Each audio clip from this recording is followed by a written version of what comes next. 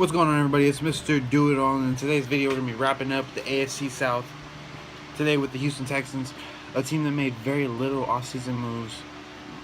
They cut Brock Osweiler loose. They drafted Deshaun Watson out of Clemson, hoping to be their quarterback one of the future. They need help along the inside linebacking corps of their 3-4, so they drafted Zach Cunningham as well.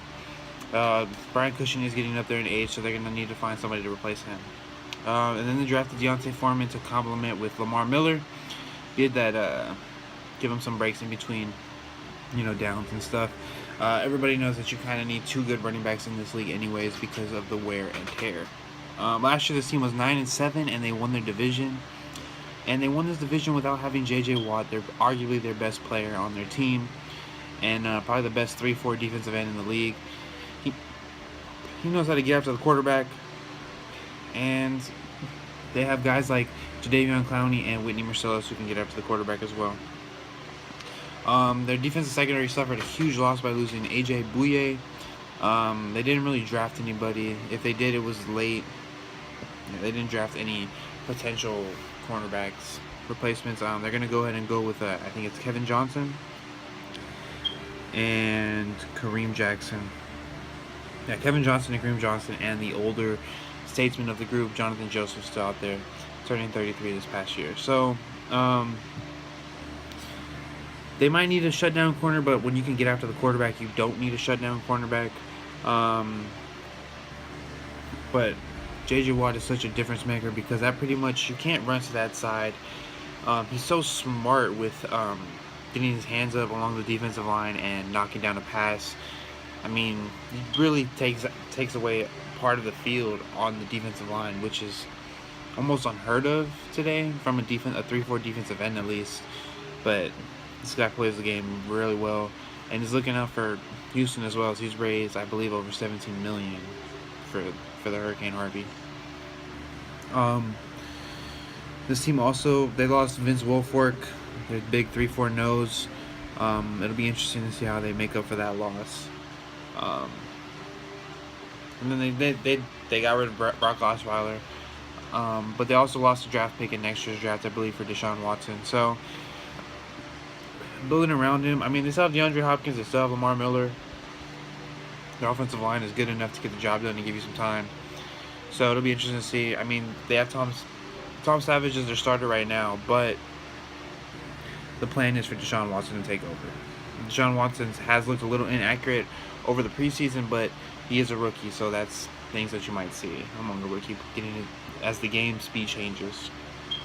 Now, looking at this team's schedule, I do believe that they will be competing for the Tennessee Titans competing with the Tennessee Titans for the AFC South divisional title. In my Titans video, I said that I think Tennessee will take the division, but Houston is a little bit more proven. They just don't have a quarterback. Maybe I'd say Mariota is better than what they have at quarterback. On the offensive side of the ball, they're a little bit better at almost every position except for receiver, where the Texans have the advantage. And on defense, these two teams are good at what they do. Both teams have troubles in the secondary, but their front seven is really good on both sides. Now looking at their schedule, they play Jacksonville, that's a W. That's Cincinnati on a Thursday night to start the season on week 2. I think they'll win that game. At New England, that'll probably be a loss. Versus Tennessee, I said that these two teams would split. I still think that's true. Versus Kansas City, that's a toss-up game on a Sunday night. Kansas City is a very good team. I think that they're going to finish second in the AFC West and be a wild card team. Versus Cleveland, that's a W. Then they get their bye week. At Seattle, that might be an L. I mean, Houston could match up well with them because Houston gets after the quarterback, and Seattle's biggest problem is their offensive line. Obviously, Russell Wilson getting outside of the pocket is a huge factor, but when you have guys that can go get him, like J.J. Watt, Whitney Mercilus, and Jadeveon Clowney, it might make that a little harder. Versus Indianapolis, it's a W. At the Rams, that's a W. Versus the Cardinals are good on defense too. I think they're evenly matched, so I'm going to leave that one 50-50. At Baltimore, 50-50. Baltimore's strength is its defense as well. So that could be a defensive battle on a Monday night. At Tennessee, like I said, they'll split. Versus San Francisco, they'll win. At Jacksonville, they'll win. Versus Pittsburgh, toss-up. It's on Christmas. That's tough. That's a tough matchup for both teams. Late in the season, too. At Indianapolis, that's a win. Now, looking at this team, I can see them finishing 10-6. That would be their best overall record, I believe. Their worst record would probably be 8-8 as well. Them and the Titans are going to have 2 very good games, I believe, this year. I'm looking forward to watching those games. That would be Week 4 and Week 13. Those will be very interesting games to watch. That'll wrap it up here for the Houston Texans. Thanks for watching. I'm out. Peace.